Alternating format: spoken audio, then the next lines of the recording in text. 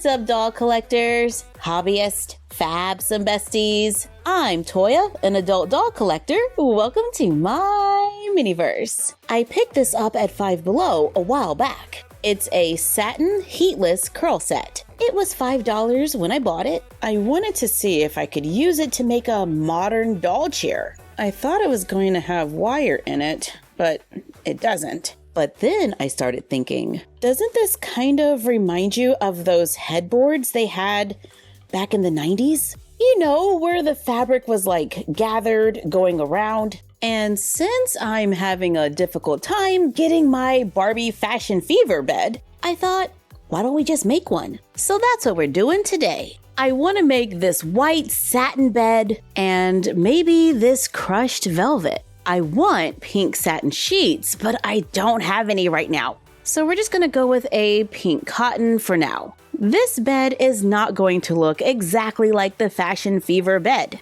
but I'm going for some of that Y2K glam. This is the back wall to our room, which is a little under 13 inches wide. We can make a bed that is either 6 or 7 inches wide and still have a little space for some furniture. Let's take cardboard, draw a rectangle that's 7 inches wide, and I went with 11.5 inches long, which is just long enough for a Barbie to lay down flat with flat feet. Cut it out. We're going to use this to make a simple platform. I cut 2 pieces for the sides. These are 11.5 by 1 3/4. I cut 2 more strips for the top and bottom that are about 7 by 1 3/4 inches. Use hot glue to glue them to the larger rectangle, trimming where needed to make everything fit and give us a platform for our bed. I take another piece of cardboard that is the same width as the platform. Let's round the corners,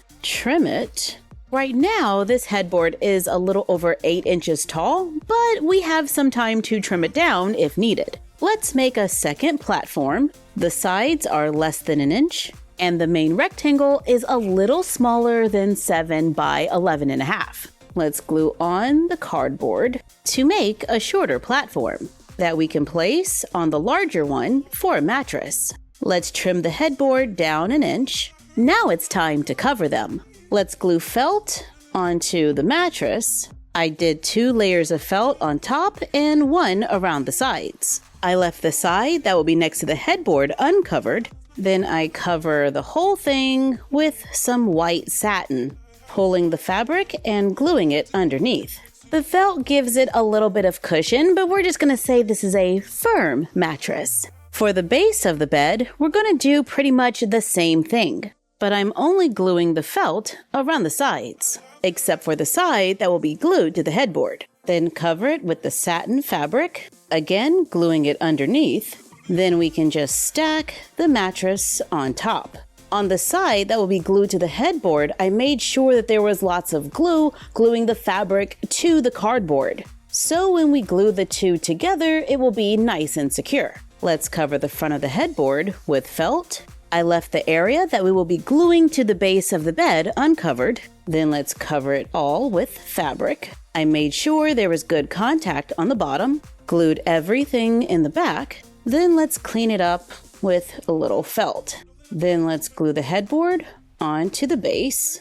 To add the tube going around the edge, we are going to have to cover this because it is cream and I need it to be white. So I remove the fabric. I use the fabric as a guide to cut a long strip of the white satin fabric. I fold it in half with the good side facing out. I sew a line down the edge to make a tube. I trim the tube to fit the headboard, the foam tube. Then I place the foam tube inside of the fabric tube. Gather the fabric, trying to keep the seam in a line so we can glue the seam to the back of the headboard and around the edge to finish the headboard. Then we can add the mattress, and it's giving 90s glam. Growing up, I saw this look all the time, but it was usually with like a floral print fabric. But since the wallpaper in our room is so busy, I thought we could go with something solid. Now let's make a sheet. The bed is about 3 inches tall. Then we add 7, so we're at 10, and another 3 puts us around 13. I cut a 14 by 15 inch rectangle. To make hemming this a little easier for myself, I cut 2. I lay them good side to good side, sew them together, leaving an opening, flip it inside out. I sew a straight stitch all the way around the edge to close the opening and to flatten it out, giving us a sheet that has a satin finish on both sides that we can use as a bedspread or as a sheet. I cut 4 by 3 inch rectangles, sew them together and flip them inside out, just like we did with the sheet. But this time we're going to add a little fluff. Then I use a needle and thread to sew the opening closed to make a standard pillow for the bed. I think the bed is large enough for 2 pillows, so I made another one. Now let's place the pillows on the bed.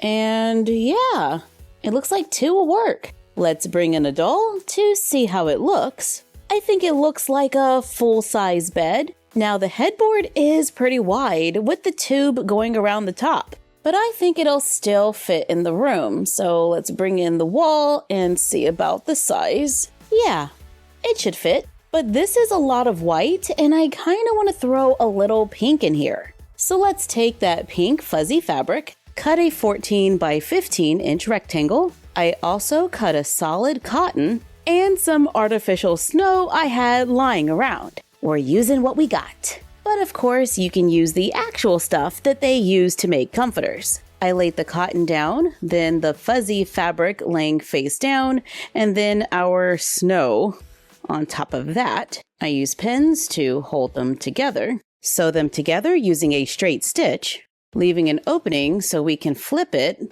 between the cotton fabric and the crushed velvet. Sew it closed, then cut more of the fuzzy pink fabric and make 2 pillows to match. Add the new blankets and pillows to the bed to give the dolls a comfy place to sleep. I think on camera the pink is looking off just a little. In person, it's not too bad. But let's just bring in some furniture like our little dresser and our Fashion Fever laundry hamper and the lamp and accessories and maybe a throw pillow to soften the look. But y'all, I did find another Barbie Fashion Fever item on eBay. It's the white vanity cherry blossom mirror from 2005. I bought this out of the box, so we are missing a few pieces, but I think I got it for a pretty decent deal. I do have the stool that looks like it's going to sit kind of low, but the cushion is missing.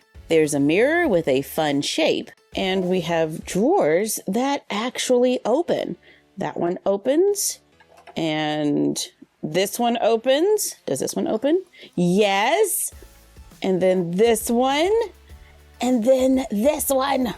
Oh my goodness. It's a match for the dresser, and I think we can just make another cushion.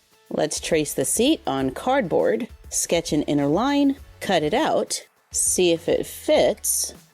I might need to trim that a little. Now that it has a little room in it, let's add a few layers of felt, cover it with a scrap of fabric to make a quick cushion that matches the bedding. We can place it or glue it on top, so our vanity is as good as new. Our little Barbie room is coming along with a mixture of early 2000 Barbie pieces and a few DIYs. I think the white headboard totally goes with the furniture, and we can change the bedding however we want to get it just the way we like. Thank you for joining us while we made a Barbie bed with satin and fuzzy fabrics. Like, comment, share, and subscribe.